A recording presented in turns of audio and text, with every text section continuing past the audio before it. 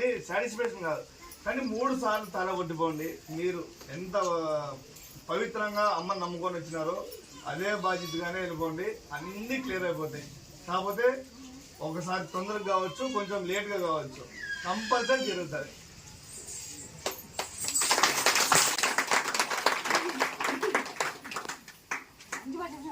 అంతే కదా ఉండేది అది. ఎందుకంటే చాలా మంది తెలియదు. అప్పుడు నేను కూడా ఇట్లే వచ్చినాను.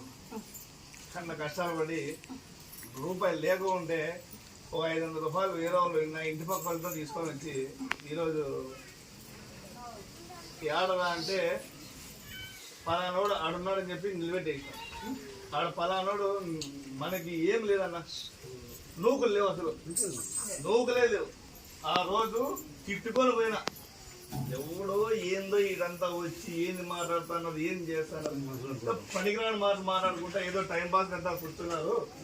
ఇంత పనికిరాని ఏందో ఈ రోజుల్లో దేవుడు అంట, దైవం అంట, ఏంది ఇవన్నీ వీళ్ళు ఏదో వీళ్ళకేదో కర్మ, ఇక్కడ టైం పాస్ కాదని చెప్పి కూర్చున్నారు అనే ఆట ఆ రోజు అనుకొని పోయినాను. చిన్న వయసు నాది, చాలా చిన్న వయసు.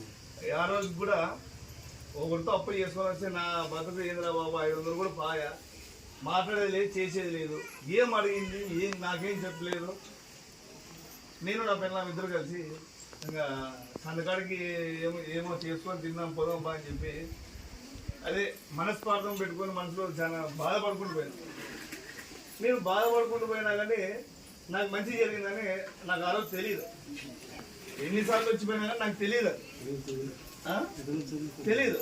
నేను ఇప్పుడు రాబట్టి 13 ఏళ్ళే, 13 సంవత్సరాలు. కానీ నీ చల్లని చూపు అందరి మీద పడుతుందమ్మా, అందరికి పడింది. వాళ్ళు ఇటు కూర్చున్నప్పుడే వాళ్ళ దరిద్రం వెళ్ళిపోయింది, వాళ్ళ దరిద్రం వెళ్ళిపోయింది.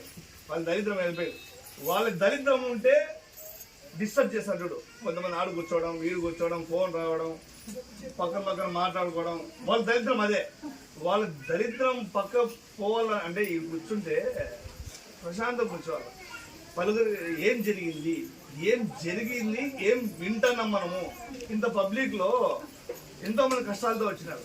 ఇప్పుడు నువ్వు మాతో మాట్లాడే మా సమస్యలు తీర్చేకి టైం పడుతుంది. అలాంటిది ఈ అబ్బతో నేను మాట్లాడేది, ఏ రాత్రి ఏం జరిగింది, మీ ఇంట్లో ఏం జరిగింది, ఆ ఊరు మీది, ఎవరు ఫోన్ చేసింది, ఏ పనికి జరిగింది అని మాట్లాడేది. ఆడ నువ్వు అరిసేది, ఆ టైమింగ్ అనేది వీనితోనూ నాతోనే పోతుంది. నువ్వు వేరే వాళ్ళకి ఏం చెప్పేది, నువ్వు వేరే వాళ్ళకి ఏం చెప్తావు? వాళ్ళందరూ నోరు మూసుకుని రోజు మనసానం ఉంటే నువ్వు వేరే వాళ్ళ దగ్గర అరిసేకి పోవు, కొంత తగ్గుతుంది. ఏం తగ్గుతుంది?